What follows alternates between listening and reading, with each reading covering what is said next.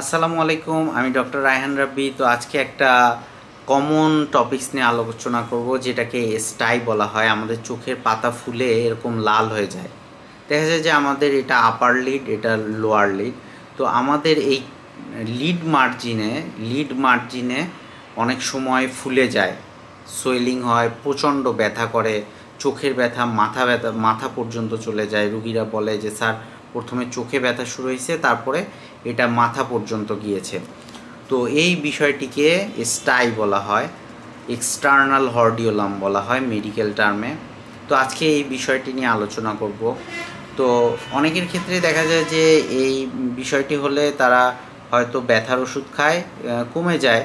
আবার অনেকের ক্ষেত্রে কমে না, তারা হাসপাতালে চলে আসে। এরকম কোনো কন্ডিশন হলে আপনারা বাসায় দেরি না করে অবশ্যই নিকটস্থ চক্ষু হাসপাতালে যাবেন। আর একটা কাজ করা যেতে পারে, আপনাদের বাসা যদি হাসপাতাল থেকে দূরে হয়, আপনারা যেতে যদি 2-1 দিন দেরিও হয়, আপনারা একটা antibiotic eye drop, antibiotic eye ointment এই অ্যাপ্লাই করতে পারেন।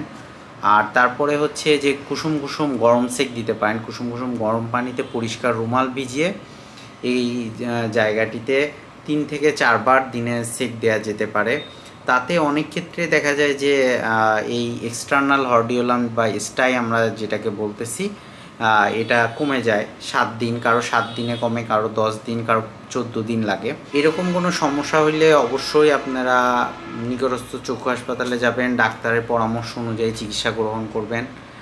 আর চ্যানেলটি যদি আপনাদের ভালো লেগে থাকে, চ্যানেলটি সাবস্ক্রাইব করে রাখতে পারেন। সবাই সুস্থ থাকবেন, ভালো থাকবেন।